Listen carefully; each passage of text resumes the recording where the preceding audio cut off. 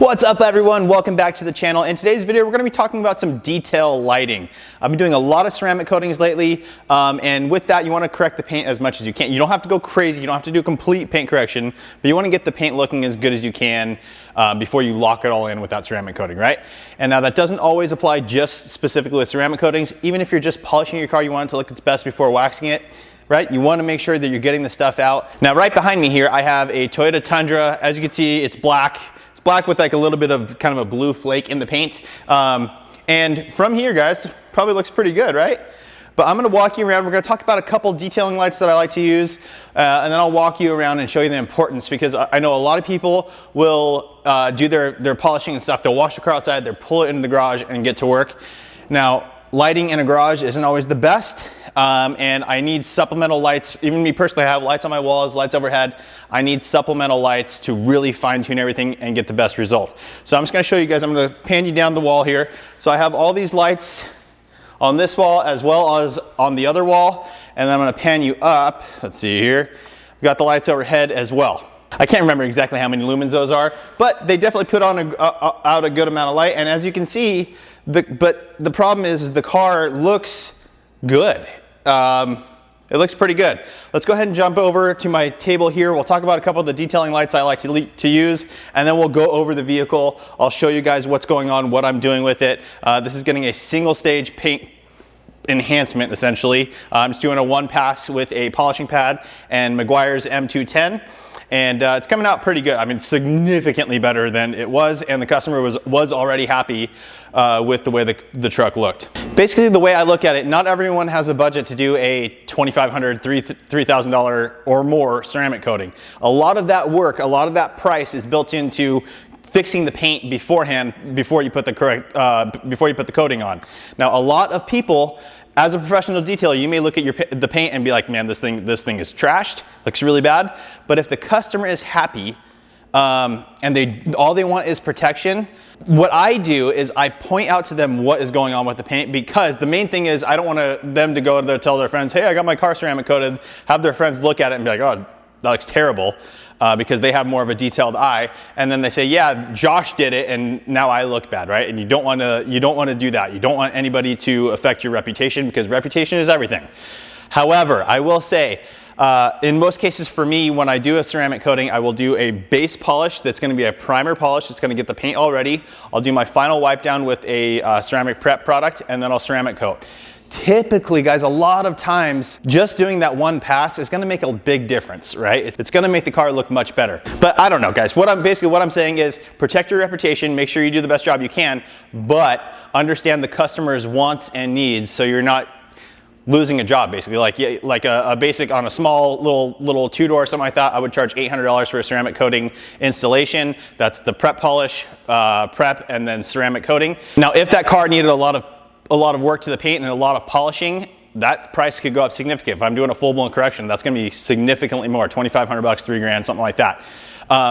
The customer may not want to spend that kind of money, and I don't want to talk myself out of the job. Again, most importantly, protect my own reputation, deliver the best result, but also work with the customer, educate the customer on what it is that you're going to be doing, what to expect, and if they just want that protection, give it to them. All right, guys, so let's talk about detailing lights. So basically, the main thing is the CRI rating. You want to have a high CRI rating to make sure you're getting quality light. Typically, with all these detailing lights, you want it to be a 95 plus, CRI 95 plus. That means you're getting good light output. The lumens kind of vary, really. You can get really good results without a really high lumen light. Now, my little Braun light here, my little Scangrip, this is the Sun Match 3, and this gets, I believe, 500 lumens out of this guy. The cool thing about the Sun Match lights is not only can you change, it's got direction there, front, brighter, and off. Okay, really cool. So we're gonna go ahead and go back to the bright, and now if I press the light and hold it down, it's actually gonna change the temperature of the light from hot to cold. Well, actually from cold to hot, apparently. There's a warm light and then back to cold light. There you go. So why do I like that? Why do I think it's a little bit unnecessary? Because I do think it's a little bit unnecessary. These lights, these Scangrip lights, guys, are phenomenal. They allow you to get fantastic results because you can see everything. But outside of that, the build quality of these things is night and day compared to all the others.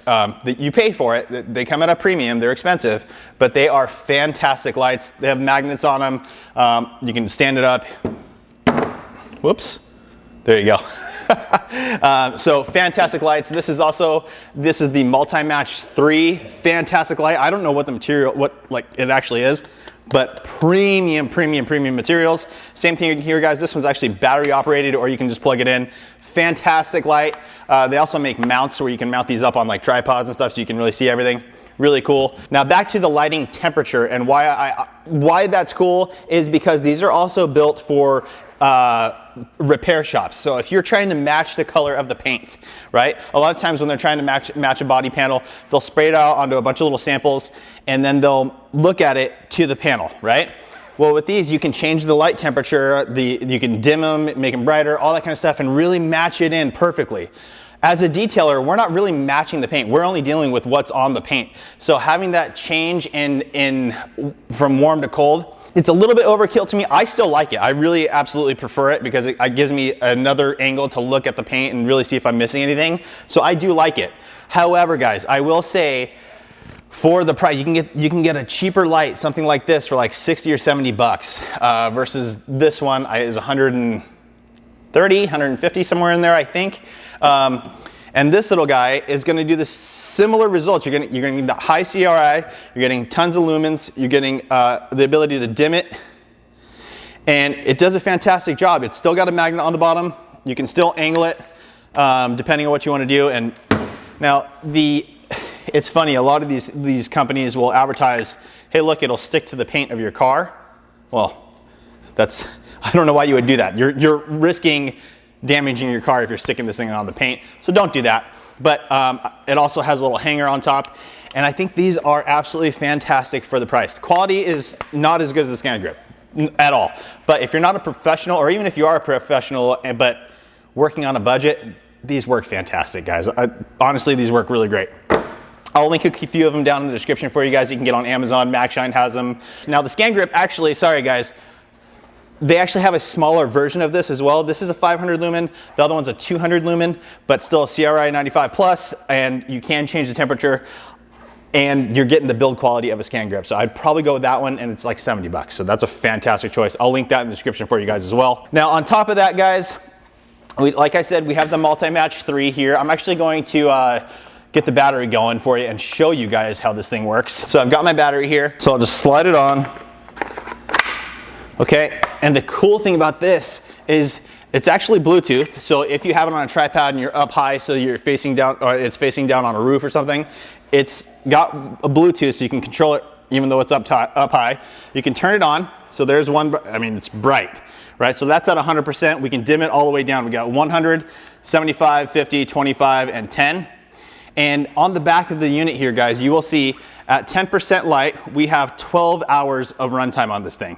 As you bump that up, it pulls the time down significantly. At 100%, we're only getting about an hour of light. But I mean, 100 is super bright. Again, guys, that's 10%. There's 100%. So very, very bright. On top of that, we have the ability to change the color temperature on this one as well.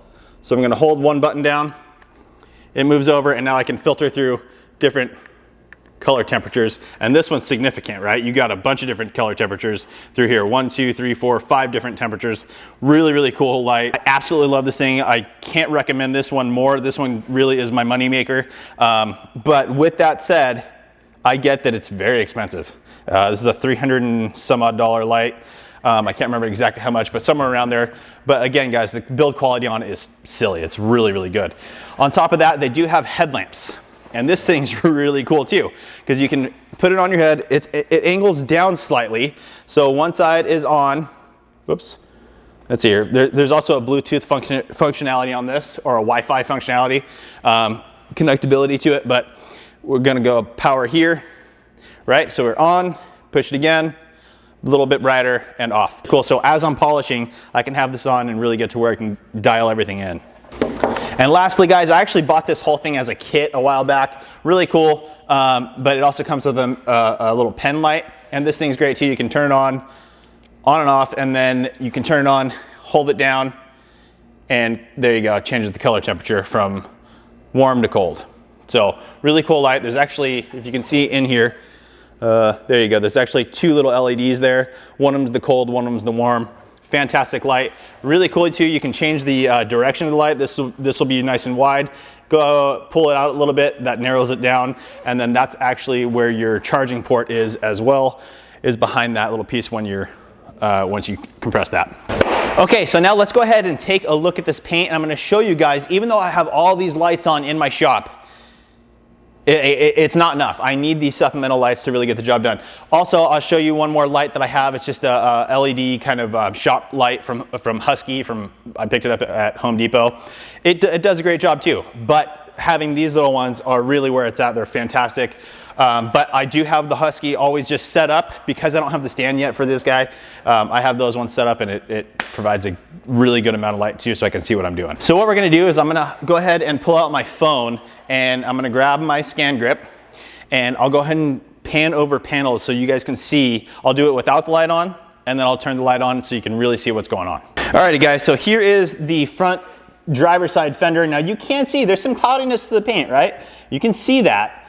But it's not going to show exactly how bad it is compared to when you have a light on. Now this is the side that I've already done my 1-step on, so the clarity is all good there, and I've done it down the whole side of the truck. Now here is my Husky light, and I'll link these lights and some similar ones down in the description for you, but these are LED, so you can turn them on. There's 2 of them there, and then we can look into the panel and just see how good it's looking. Now, again, this is a 1-step, so there's definitely still imperfections in there, but significantly better, and you'll definitely come to see that here in a second after I show you that fender. So let's go ahead and shut these off, and let's go ahead and turn our Scangrip on now. All right, so I have it on bright. So there we are, right? You can see the metallic in the paint, everything's looking good. Let's go over to that fender now where I said you could see some clouding but couldn't really tell how bad. And let's go. And it is hammered. Hammered, hammered, hammered. Take a look at this thing, guys. It is really, really bad. So again, that is the importance of having an actual good light. So you can see the difference from that to that. And now again, guys, having that little headlamp is fantastic as well. Again, you don't have to go with this crazy one. You can just get a headlamp's just gonna facilitate and kind of fill in while you're working to be able to give you the advantage of being able to see what you're missing, and then you'll be able to see, okay, I'm missing something here for sure, and then grab your big light and look in there and be like, okay, there's where my problem is. Go back and fine tune with this. So, all right, guys, so I'm gonna go ahead and get back to work. I'm gonna start working on this fender. I'll do a little time lapse for you guys so you can just see me working this panel, and then we'll grab the light again, come back and revisit it so you guys can see just how much better it is. So again, M210 from Meguiar's, fantastic polish. I really, really like this stuff. Just applying 3 dots to my polishing pad. Now, because I'm on a fender that has so many different ridges and I can't get a nice full spot, I don't want to cause any fling to go around. So I'm going to lay the polish down. I'm just going to kind of pat it around, and then I'll get to work. But I want to start at the most flat spot that I can so it doesn't spray.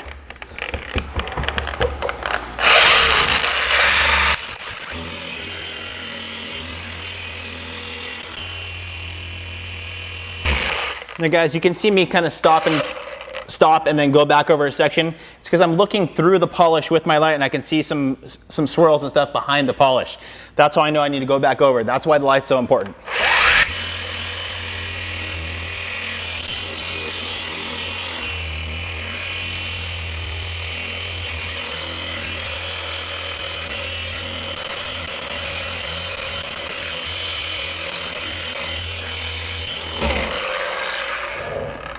All right, guys, I think I'm looking pretty good. So I'm gonna go ahead and grab a towel, buff this out, and take a look. So I definitely have some deeper stuff up here that I can still go back after, which I probably will. I'm definitely gonna do a secondary pass really quickly, just with the same pad and polish combo, but just to get that stuff out really quickly. And again, guys, now I don't have to go and get my other light yet because I already see that there's some stuff here. So I'm just gonna go ahead and go straight to it. I'm gonna apply a little more product, polish this out, and then we'll look at it again. Yeah, still some deeper ones. They're just deeper. Again, we're doing a 1-step here. There's gonna be stuff that doesn't come out because it's deeper into the paint. But overall, the significance of how much better this paint looks compared to what it did, it's really night and day. So there we go. Let me go ahead and grab the Scangrip. Take a look at it myself really quickly. Yep. Much better. Not bad at all. And then you guys will be able to see the difference onto the hood. Alrighty guys, so here we are again.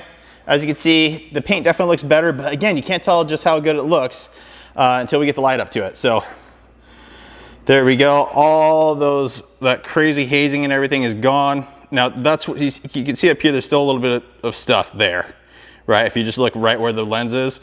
But in comparison from that to the spot that I haven't polished yet, and you can see, I mean, you can't see, it's just a big blur. You can't even see the lens in comparison to that.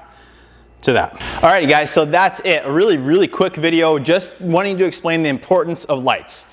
Even when you have your garage all lit up, having those specific lights to really check your work makes all the difference in the world. Now again, you don't have to go Scangrip. They're expensive, but you do, I mean, they're definitely worth it. The quality's there.